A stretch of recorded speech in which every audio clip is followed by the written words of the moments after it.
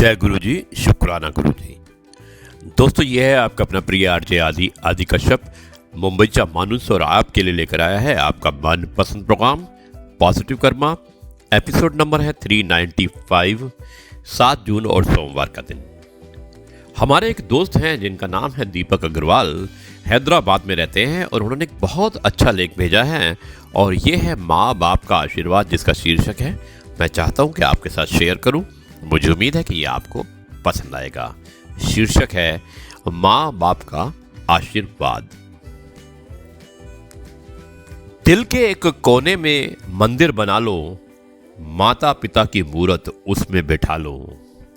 दिया ना जलाओ पर गले से लगा लो, आरती के बदले कुछ उनकी सुनो, कुछ अपनी सुनाओ। पहला भोग माता पिता को लगाकर तो देखो, पहला भोग माता पिता को लगाकर तो देखो, इनके चरणों में माथा झुका कर तो देखो। धर्म स्थलों पर जो मांगने जाओगे, धर्म स्थलों पर जो मांगने जाओगे, अरे बिन मांगे घर में पाओगे। जिसके घर में माँ बाप हंसते हैं, प्रभु तो स्वयं ही उस घर में बसते हैं। दीपक जी बहुत बहुत और बहुत अच्छा आपने ये लेख भेजा है। एक छोटी सी कविता है, माँ बाप के बारे में है। माँ बाप का जो आशीर्वाद होता है, माँ बाप का जो हमेशा साथ होता है, आपने बहुत अच्छे ढंग से इसको बताया है। धन्यवाद दीपक एक बार फिर से। दोस्तों, ये है आपका अपना प्रिय आरजे आदि कश्यप मुंबई का मानुस आपके लिए लेकर आया है आपका मनपसंद प्रोग्राम पॉजिटिव कर्मा। आरजे आदि विशेष कुछ अलग हो जाए, उसमें आज आपको मैं एक बहुत ही अच्छी मतलब कथा और कहानी सुनाना चाहता हूँ। बड़ी मार्मिक है और मुझे उम्मीद है कि ये सुनकर आपको भी अच्छा लगेगा।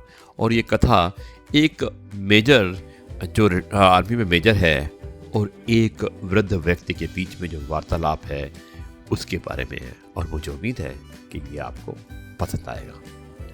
मैं शुरुआत करता हूँ इस कहानी की और कहानी की शुरुआत होती है कुछ इस प्रकार। इसे भेजने वाली हैं उमा रानी, जो हमारा एक क्लब है 50+ ग्रुप है, उसमें हैं वो शामिल और वो हमें सुनती हैं और उन्होंने भेजा है और मैं सोचता हूँ कि ये मैं आपके साथ शेयर करूँ, आपको जरूर अच्छा लगेगा। दोस्तों, शुरुआत होती है इस कहानी की कुछ इस प्रकार। ऑन ड्यूटी नर्स उस चिंतित युवा सेना के मेजर को उस बिस्तर के पास ले गई। आपका बेटा आया है, उसने धीरे से बिस्तर पर पड़े बूढ़े आदमी से कहा। बुजुर्ग की आंखें खुलने से पहले उसे कई बार इन्हीं शब्दों को बार बार दोहराना पड़ा। दिल के दौरे के बाद के कारण और दर्द के कारण भारी बेहोशी की हालत में हल्की हल्की आंखें खोलकर किसी तरह उन्होंने उस युवा वर्दीधारी मेजर को ऑक्सीजन टेंट के बाहर खड़े देखा। युवा मेजर ने हाथ बढ़ाया। मेजर ने अपने प्यार और स्नेह को बुजुर्ग तक पहुंचाने के लिए नजदीक जाकर ध्यान पूर्वक उन्हें गले लगाने का अधूरा सा प्रयास किया। इस प्यार भरे लम्हे के बाद मेजर ने उन बूढ़े हाथों को अपनी जवान उंगलियों में प्यार से कसकर थामा और मैं आपके साथ, आपके पास ही हूं का एहसास दिलाया। इन मार्मिक क्षणों को देखते हुए नर्स तुरंत एक कुर्सी ले आई और ताकि मेजर साहब बिस्तर के पास ही बैठ सके। आपका धन्यवाद बहन, ये बोलकर मेजर ने एक विनम्र स्वीकृति का पालन किया। सारी रात वो जवान मेजर वहां खराब रोशनी वाले वार्ड में बैठा रहा, बस बुजुर्ग का हाथ पकड़े पकड़े उन्हें स्नेह, प्यार और ताकत के अनेकों शब्द बोलते बोलते संयम देते देते। बीच बीच में बहुत बार नर्स ने मेजर से आग्रह किया कि आप भी थोड़ी देर आराम कर लीजिए, जिसे मेजर ने शालीनता से ठुकरा दिया। जब भी मेजर और वहां पर उसे नजर आया नर्स को, और जब भी नर्स वार्ड में आई, हर बार वो उसके आने और अस्पताल के रात के शोर शराबे से बेखबर ही रहा, बस यूं ही हाथ थामे बैठा रहा। ऑक्सीजन टैंक की गड़गड़ाहट, रात के स्टाफ सदस्यों की हंसी का आदान प्रदान, अन्य रोगियों के रोने और कराहने की आवाजें, कुछ भी उसकी एकाग्रता को तोड़ नहीं पा रहा था। उसने मेजर को हरदम बस बुजुर्ग के और उसको कुछ कोमल मीठे शब्द बुदबुदाते सुना, यानी कि मेजर उस बुजुर्ग से कुछ कोमल मीठे शब्द बुदबुदा रहा था। मरने वाले बुजुर्ग ने कुछ नहीं कहा, रात भर केवल अपने बेटे को कसकर पकड़ रखा था। सुबह होते ही बुजुर्ग का देहांत हो गया।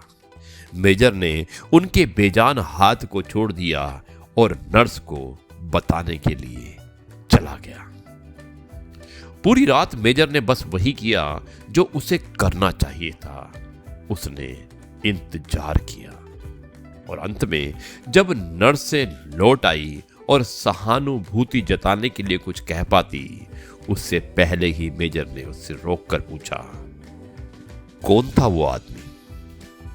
नर्स चौंक गई।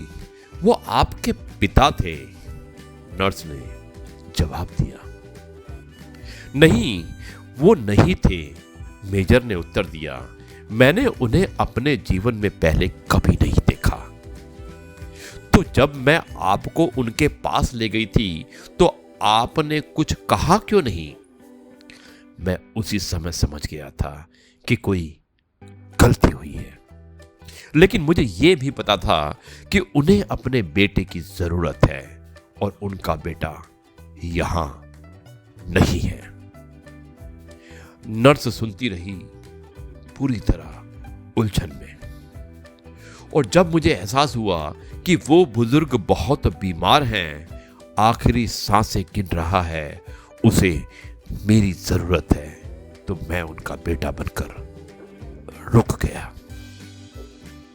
तो फिर आपके यहां अस्पताल आने का कारण क्या था?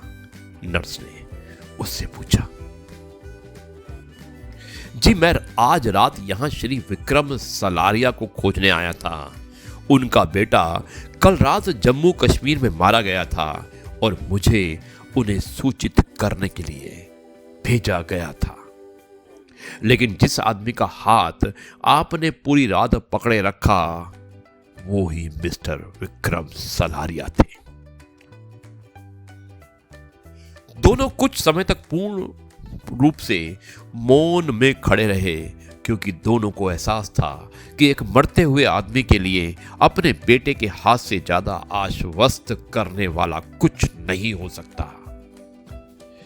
दोस्तों, जब अगली बार किसी को अपनी जरूरत हो, आपकी जरूरत हो, तो आप भी बस वहीं रुके रहें, बस साथ बने रहें अंत तक। आपके बोल, उत्साह, आश्वासन तथा दूसरों को ये एहसास कि मैं हूं ना, ही उसे स्वस्थ करने के लिए काफी है। दोस्तों, ये थी कहानी लंबी जरूर थी, पर मुझे उम्मीद है कि ये कहानी आपको पसंद आई होगी। और मैं एक बार फिर से उमा जी का धन्यवाद करना चाहता हूं, जिन्होंने ये कहानी भेजी है। और कहानी बहुत ही अच्छी थी उमा रानी जी, और मुझे उम्मीद है कि जो सुनने वाले हैं उन्हें भी आनंद आया होगा। ये है आपका अपना प्रिय आरजे आदि कश्यप, मुंबईचा माणूस, आपके लिए लेकर आया था आपका मनपसंद program positive karma. Episode number था 395। अब मैं इस कार्यक्रम को यहीं पर समाप्त करता हूं और कल आपसे एक बार फिर मुलाकात होगी एक नई कहानी, नए किस्से और नई बातों के साथ। तब तक के लिए आपसे कहता हूं नमस्कार, जय हिंद, वंदे मातरम, भारत माता की जय, जय जवान, जय किसान, जय गुरु जी, शुक्राना गुरु जी।